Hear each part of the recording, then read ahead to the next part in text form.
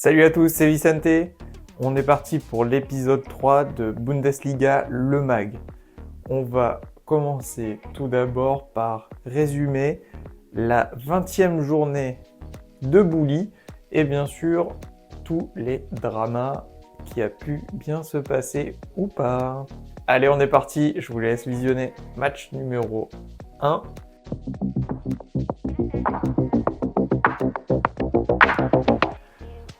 On commence par le tout premier match qui opposait le Werder de Brême face à Mainz.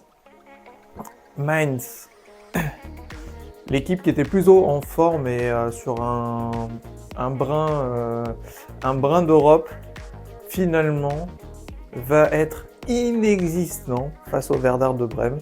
Le Werder de Brême à la 8e minute va déjà prendre l'ascendant en se trouvant un penalty contre Zettner qui va bien sûr être tiré par Dourche, mais finalement arrêté par le même protagoniste Zettner, mais sur un corner, Bittencourt va clairement marquer le 1-0 vers la 30e minute et après le match sera totalement inexistant. Mainz ne verra pas le jour, le Werder de Brême dominera tout le match.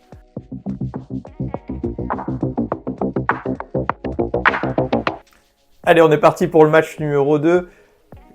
C'était Stuttgart qui recevait Mönchengladbach. Le match va être énormément dominé par le Borussia Mönchengladbach et bien sûr Gladbach va ouvrir le compteur par N'Goumou à la 30e minute. Puis ensuite, au retour des vestiaires, sur une passe de Voltmat, malheureusement, Elvedi pousse le ballon dans sa propre cage. CSC pour Gladbach, 1-1. Et ensuite, on va voir qu'en continuant, que Gladbach va pousser jusqu'à ce que Kleindienst marque un but typiquement à son image, c'est-à-dire un magnifique but de renard de surface, là au bon moment, au bon endroit. Et bien sûr, on croit que Stuttgart va revenir dans le match à la 94e minute sur le corner, mais malheureusement, Baouda va être hors jeu suite à la déviation de la tête d'un joueur dans la mêlée. C'est terminé pour ce match-là, on va passer sur le match numéro 3.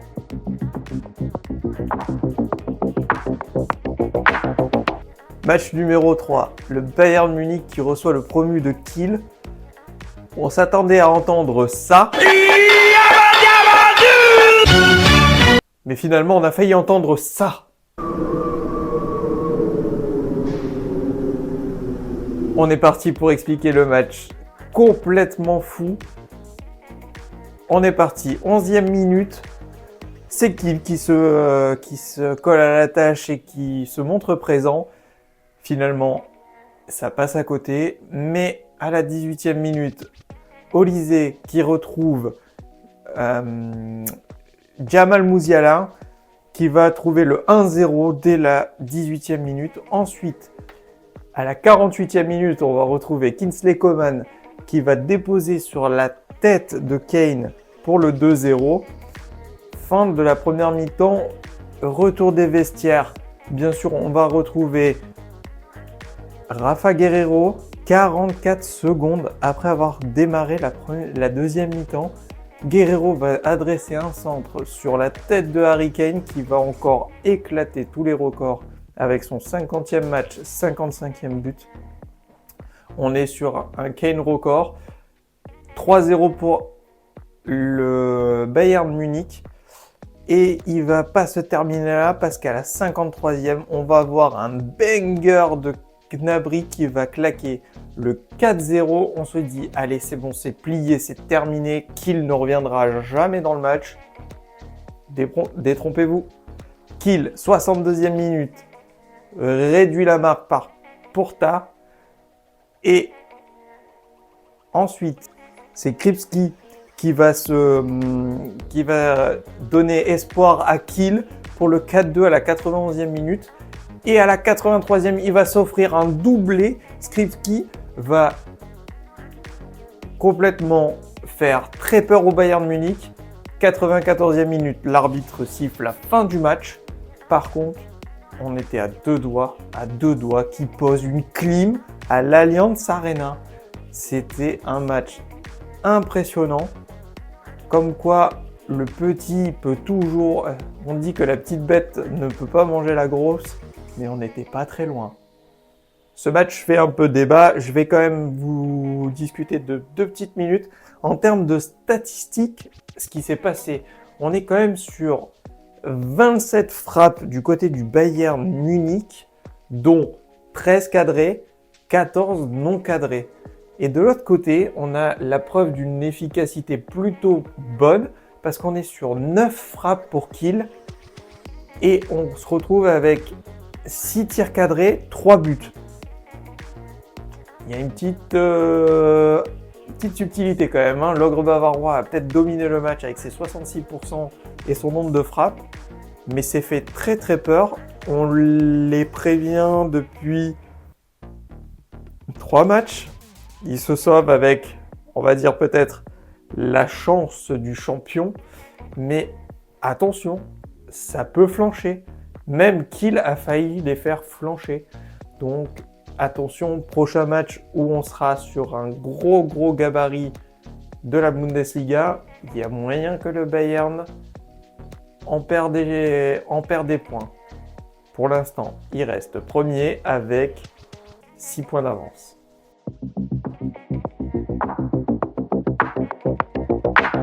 Match numéro 4.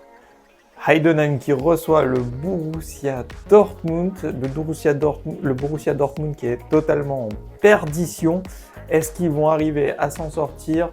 Bien sûr que oui! Allez, c'est parti. On va en voir un petit peu plus.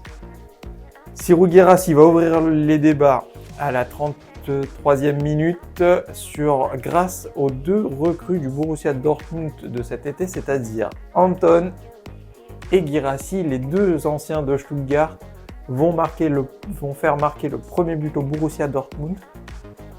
Puis ensuite, on va voir le Borussia Dortmund dominer, mais sans réellement en se faisant vraiment peur sur des contres. Maximilian Bayer va rentrer en jeu. Allez, 5 minutes après qu'il soit rentré, il va marquer le 2-0. On se dit, allez, c'est bon. Borussia Dortmund est sur une bonne lancée après leur victoire en Ligue des Champions et maintenant leur deuxième victoire qui se profile. Eh ben non, le Borussia Dortmund va en 1 minute se prendre la réduction du score par Unsak. Encore une fois, le Borussia Dortmund défensivement est vraiment à la rue et ce manque de concentration se retrouve sur à peu près tous ces matchs.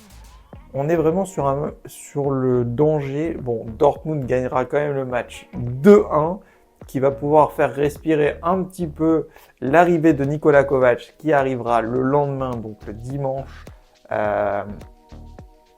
au Borussia Dortmund et effectuera son premier entraînement. Ce que je vous ai annoncé la semaine dernière, c'est qu'ils étaient en pourparlers à 3h du matin.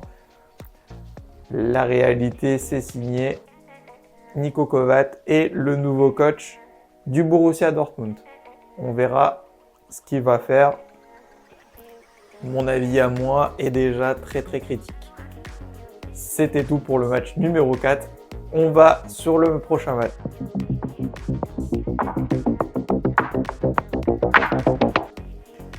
Match numéro 5, la lanterne rouge.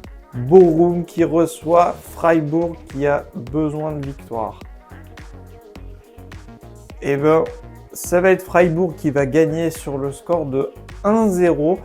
Le but va être mis par Kylian Sidia sur une tête où il passe au-dessus de tout le monde. Victoire 1-0 de Freiburg. Malheureusement, je n'ai pas pu retrouver d'autres images du match. Je ne peux juger le match à part sur le but de Kylian Sidia que j'ai pu voir. C'est tout. Donc, mon avis va être un peu compliqué sur ce match-là. Je ne trouve pas la vidéo.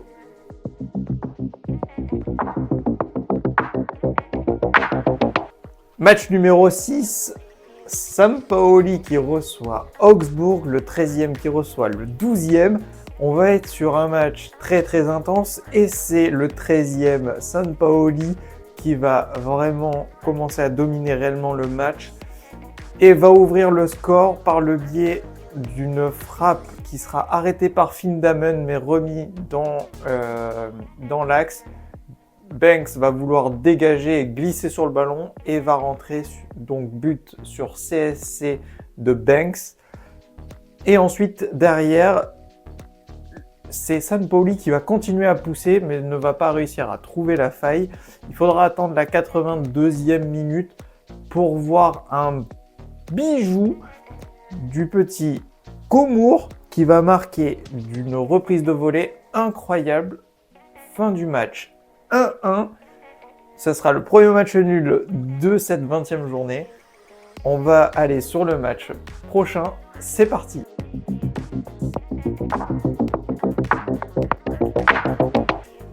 C'est parti pour le top spiel que je vous disais la semaine dernière qui était l'Union Berlin contre Leipzig. Eh ben, c'est les tribunes qui vont faire parler car de la première minute à la 15e minute, nous avons entendu 0 chant de supporters de l'Union Berlin. Par contre, quand ils ont commencé à chanter, ça a été incroyable. C'était en signe de protestation contre l'RB Leipzig que je vous expliquerai dans une prochaine vidéo, vous comprendrez pourquoi. Le match sera intensément visé par l'Union. L'Union va dominer complètement ce match, mais malheureusement n'arrivera à mettre 0 but, tout autant que Leipzig a été inexistant. Le match va se terminer sur un match nul de 0-0. Les matchs bien rares en Bundesliga, mais oui, il y a bien eu 0-0. Voilà, c'est terminé pour le top spiel.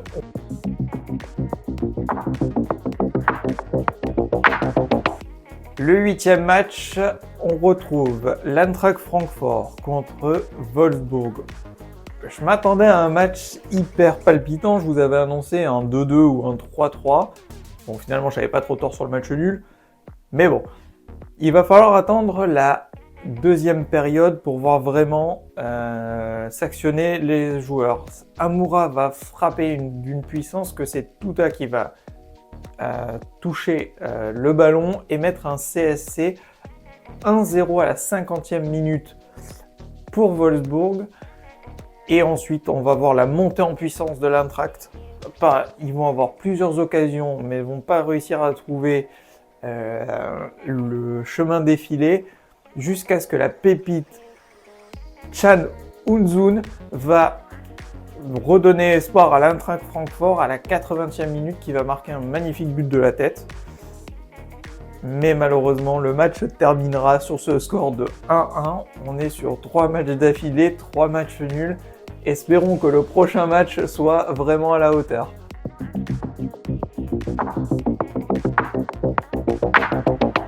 Et on est parti pour le dernier match de fermeture de la Bundesliga pour cette 20e journée. Le Bayer Leverkusen qui reçoit Hoffenheim. C'est parti. Tout commence bien sûr à la 15e minute où Boniface de retour de blessure va marquer le premier but du match. Puis 4 minutes plus tard, c'est Frimpong qui va se partir en cavalier seul et terminer le travail 2-0. Ensuite, on va se retrouver en deuxième période, 51e minute, Wirtz qui se fait toute la défense. On dirait un best repetita de ce que j'ai déjà raconté, mais c'est exactement le même cas. Arrêt du gardien qui retombe dans les pieds de Patrick Schick. Patrick Schick, bon renard de surface, termine le travail 3-0. Il va y avoir un élément marquant où Grimaldo va prendre un deuxième carton jaune à la 62e et va être exclu. Et là, on va se dire que Hoffenheim va peut-être pouvoir revenir. Guy Forban va marquer le but à la 63e minute pour le 3-1, mais on ne verra pas plus et le match se terminera sur le score de 3-1. Le Bayer Leverkusen est bien dauphin du Bayern Munich pour 6 points. Je vous laisse regarder le classement à l'heure actuelle. Le Bayern Munich a 6 points d'avance, Puis ensuite, on va se retrouver avec l'Eintracht Francfort à la 3e place. Et de la 3e jusqu'à la 12e place, il y a exactement 12 points d'écart. Pour vous dire à quel point le championnat est serré, c'est qu'on est vraiment dans le tip top des championnats. La Bundesliga est vraiment ce championnat où tout se joue. Le petit peut manger le gros et le gros peut manger le petit. Et des équipes moyennes peuvent être des équipes excellentes. C'est pour ça qu'on aime la Bundesliga. Vidéo, j'ai vraiment pas su trouver quel top 3 et quel flop sur ces matchs. On va peut-être dire que les flops, on va aller sur malheureusement les 3 matchs nuls où on s'attendait à mieux. Peut-être pour mon top, pour réellement donner un top, ça serait la réaction de l'Union Berlin en termes de supporters. On ne parle pas assez souvent malheureusement des ambiances, mais les ambiances en Allemagne sont vraiment incroyables. Si un jour vous avez l'occasion de pouvoir aller voir juste un match en Bundesliga 1, voire limite même en Bundesliga 2, je vous jure que vous seriez étonné de l'ambiance qu'il y a en Allemagne. Le football respire. Impressionnant, c'est impressionnant. Si vraiment vous avez l'occasion un jour, allez-y. Je pense que certaines personnes pourront vous confirmer. Je les connais. Ils ont fait plus de stades que ce que moi j'en ai fait. On va terminer la vidéo là-dessus. 21e journée. Qu'est-ce qui nous attend? Le Bayern Munich va recevoir le Werder de Brême. On va être sur un match, je pense, où le Bayern peut se faire corriger et se faire punir. Peut-être une petite victoire surprise du Werder de Brême 2-1. Ça serait vraiment un scénario que je pourrais complètement voir. Borussia Stuttgart, les deux clubs qui ont été en Ligue des Champions cette année. Quelle équipe va gagner? Ça va être la première de Kovac. Donc ça va être le premier juge de paix pour l'arrivée de Kovac. Sachant qu'il va jouer à domicile, je pense que les dirigeants du Borussia Dortmund ont été très intelligents en le faisant commencer dans l'endroit où Dortmund joue le mieux, c'est-à-dire dans son stade. Je pense que le Borussia Dortmund va gagner sur un score de 2-1, 3-2, mais sans réellement de conviction. Peut-être qu'on va avoir un vieux match 0-0, c'est possible aussi. Malheureusement, Kovac n'est pas n'est pas un entraîneur qui me fait réellement rêver, donc j'ai un peu peur de ce qui va arriver. Ensuite, le troisième match qui s'adjugera derrière, ça sera Hoffenheim contre l'Union Berlin. On est sur vraiment le bas de tableau, mais je miserai plus sur l'Union Berlin qui est sur une pente ascendante, où Hoffenheim est sur une pente descendante. Donc, à voir, ça peut être un match super sympa à regarder. Si l'Union Berlin trouve vraiment le chemin défilé, et pas comme contre Leipzig, ils peuvent vraiment faire très mal. Je dirais une petite victoire de l'Union Berlin sur le score de 2-1. Ensuite, on va aller sur le quatrième match. On va être sur Freiburg contre Heidenheim. Un bon match de supporters. Je vous promets que Freiburg et Heidenheim à écouter dans le stade, ça va être très agréable. Même si je pense que Freiburg va gagner sur le score de 1-0, voire 2-0 maxi. Ensuite, on va regarder le cinquième match. Ça va être Wolfsburg à domicile qui a toujours du mal contre le Bayer Leverkusen qui est en grosse forme. À mon humble avis, soit on voit une victoire du Bayer Leverkusen sur le score de 3-1, voire 3-2, ou soit on va voir un match nul 2-2, mais je serais plus d'avis que le Bayer Leverkusen va vouloir récupérer si le Werder gagne, comme j'ai dit précédemment. Si le Werder gagne, ils vont pouvoir revenir à 3 points du Bayern Munich et on va relancer tout le championnat en termes de titres et ça serait super intéressant. Ensuite, on a Mainz qui va recevoir Augsbourg. Mainz m'a déçu sur le match contre le Werder de Brême car ils ont été inexistants.